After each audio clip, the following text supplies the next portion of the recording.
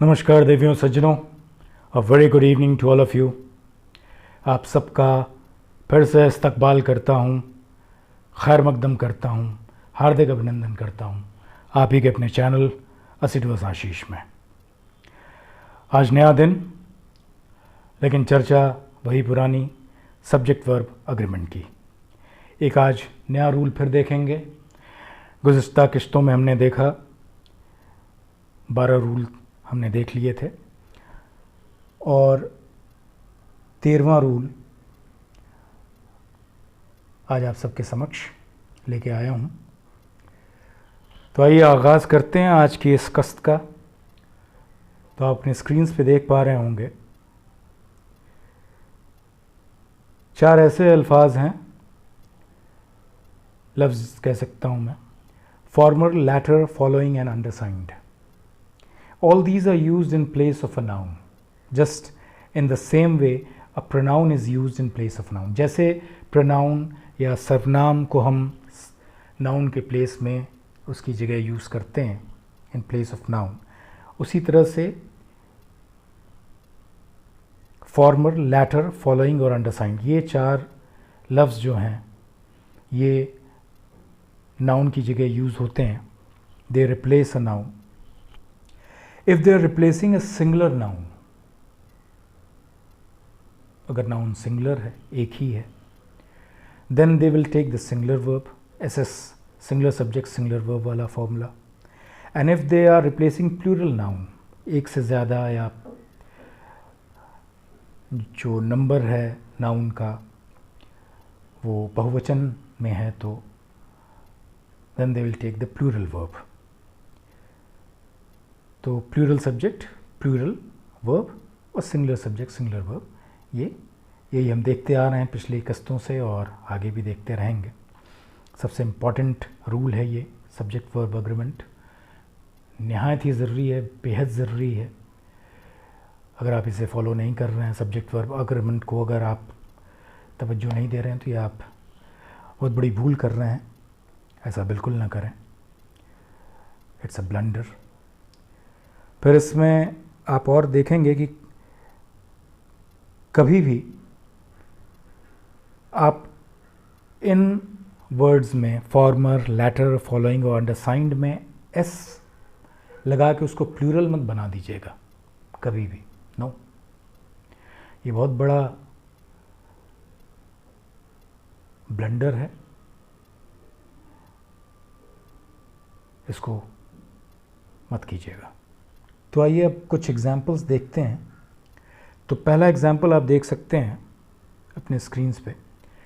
The occupants of the housing society and its secretary are not giving ground on their respective thoughts because the former want the expansion of the gym area and the latter is simply ignoring their demands. देखिए, मैंने कहा था कि ये सारे farmer, latter, following और अंडरसाइंड ये अगर रिप्लेस करते हैं किसी सिंगुलर नाउन को तो वो सिंगुलर वर्ब लेंगे, और प्लूरल नाउन को रिप्लेस करते हैं तो प्लूरल वर्ब लेंगे। इस एग्जांपल में देखिए, द ऑक्यूपेंट्स जो रहने वाले हैं, सो हाउसिंग सोसाइटी के occupants, and its secretary, they are not giving ground. कोई भी अपने थॉट से जो सोच रहा है, जो करना चाह रहा है, उससे पीछे हटना नहीं चाह रहा है। तो एक डेडलॉक वाली सिचुएशन है। जो ऑक्यूपेंट्स हैं, जो रहने वाले हैं, वो क्या चाहते हैं? They want the expansion of the gym area. तो देखिए, द फॉर्मर, क्योंकि वो पहले आया ऑक्यूपेंट्स, इसलिए हम वहाँ फॉर्मर यूज़ करते हैं। ऑक्यूपेंट्स को रिप्लेस किया है फॉर्मर ने, क्योंकि वो पहले ऑक्यूपेंट्स सेंटेंस में आया है। और सेक्रेटरी बाद में आया, इसलिए लैटर ने रिप्लेस किया उसे। The occupants of the housing society and its secretary. तो ऑक्यूपेंट्स प्लूरल, बहुत से रहने वाले, वो सारे चाहते हैं expansion of the gym area, तो ऑक्यूपेंट्स। तो फॉर्मर के बाद देखिए वांट आया, वहाँ वांट्स अगर लिखा होता, the former wants the expansion of the gym area, तो ये गलत होता। क्यों? क्योंकि ऑक्यूपेंट्स प्लूरल है और वांट्स हम वहाँ करते तो वो सिंगुलर हो जाता, तो प्लूरल और सिंगुलर ये मिसमैच हो जाता। इसलिए ऑक्यूपेंट्स प्लूरल है तो हमें प्लूरल वर्ब चाहिए, इसलिए वहाँ वांट है। और जैसा आप जानते होंगे अगर नाउन में एस लगता है तो वो प्लूरल हो जाता है, लेकिन अगर वर्ब में एस लगता है तो वो सिंगुलर हो जाता है। यहाँ एस नहीं लगा है इसलिए वर्ब प्लूरल है, एस लग जाता तो सिंगुलर हो जाता, लेकिन सब्जेक्ट हमारा प्लूरल है इसलिए वर्ब भी प्लूरल होगा।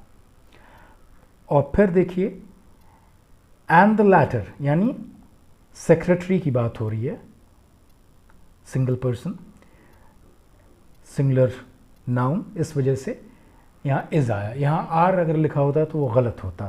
क्यों? क्योंकि सेक्रेटरी एक व्यक्ति, सिंगुलर नाउन, तो यहाँ सिंगुलर वर्ब इज़। आर अगर लग जाता तो प्लूरल हो जाता, तो सिंगुलर सब्जेक्ट और प्लूरल वर्ब ये बिल्कुल मिसमैच हो जाता। तो आप ध्यान दीजिएगा किस तरह से फॉर्मर और लैटर हमें यूज़ करना है। अर्जुन एंड ईशान व ग्रेट एथलीट्स, बड़े अच्छे धावक थे, बड़े अच्छे एथलीट्स थे। बट द लैटर, लैटर यानी किसकी बात हो रही है? ईशान की, क्योंकि वो सेंटेंस में उसका नाम बाद में आ रहा है। तो latter was quick enough to qualify for the state competition.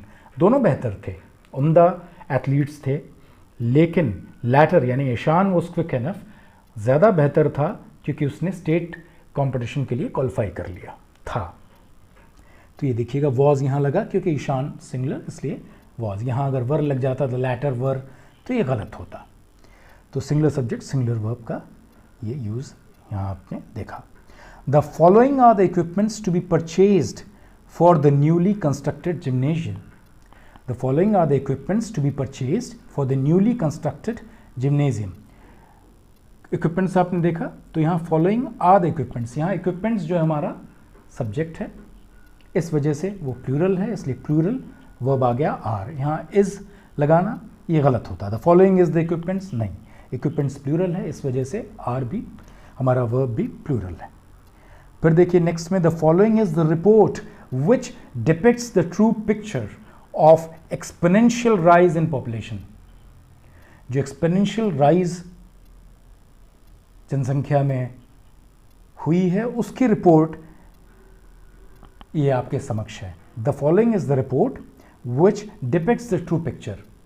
क्या वजह रही, किस वजह से ये एक्सपोनेंशियल राइज हुई पॉपुलेशन में, उसकी ये पिक्चर बयां कर रहा है, ये रिपोर्ट बयां कर रही है। यहाँ इज़ सिंगल, रिपोर्ट सिंगुलर है, इस वजह से इज़। यहाँ आर होता the following are the report तो वो गलत होता। हाँ, the following are the reports, तब यहाँ आप प्लूरल सब्जेक्ट के साथ प्लूरल वर्ब लगाते हैं। आखिरी वाला देखिए, द अंडरसाइंड की चर्चा जो हम लोग इसमें करेंगे। द अंडरसाइंड का मतलब क्या होता है? अधो हस्ताक्षर कर्ता।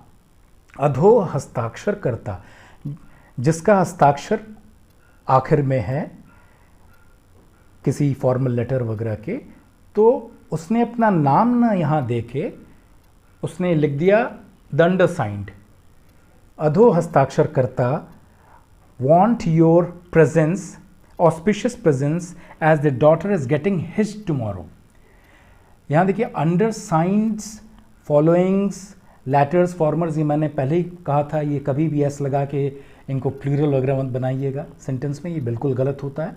हाँ, आप वर्ब को सिंगुलर और प्लूरल बनाएंगे अकॉर्डिंग टू द सब्जेक्ट।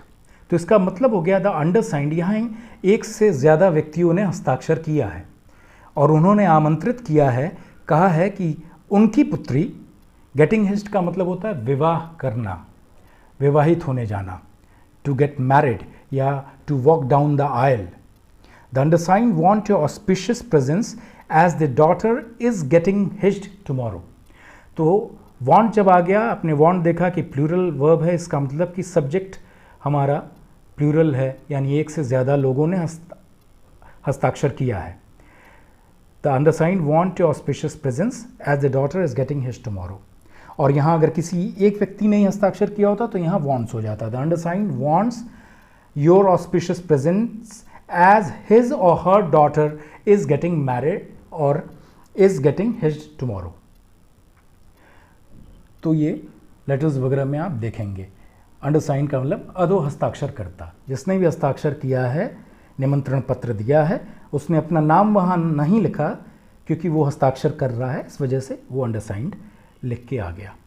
और ये सिंगुलर प्लूरल कैसे समझा जाएगा? प्लूरल वर्ब है, यानी एक से ज़्यादा लोगों ने हस्ताक्षर किया है। सिंगल होता, एक ही व्यक्ति ने हस्ताक्षर किया होता तो वहाँ वॉन्ट्स हो जाता, सिंगुलर वर्ब होता, क्योंकि एस लग गया वर्ब में तो वो सिंगुलर हो गया। नाउन में एस लगता तो वो प्लूरल हो जाता। तो ये था लैटर, फॉर्मर, फॉलोइंग और अंडरसाइंड पे चर्चा।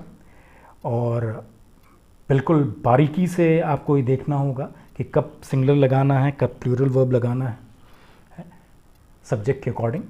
और बिल्कुल इनमें एस मत लगाइएगा कभी भी, ये जहन में ज़रूर रखिएगा। तो आज इस इम्पॉर्टेंट रूल पे चर्चा हुई, सब्जेक्ट वर्ब अग्रीमेंट कैसे ये फॉलो करते हैं अगर ऐसे वर्ड्स आ जाएं सेंटेंसेस में। तो आज के लिए इजाज़त चाहूँगा आप सभी से। गुजारिश करूँगा अगर चैनल को सब्सक्राइब नहीं किया है तो प्लीज़ कर लें। अगर पसंद आया हो आज का ये कार्यक्रम, ये किस्त, तो इसको लाइक करें, शेयर करें। Thank you so much for giving me your ears. Bye-bye and have a great day.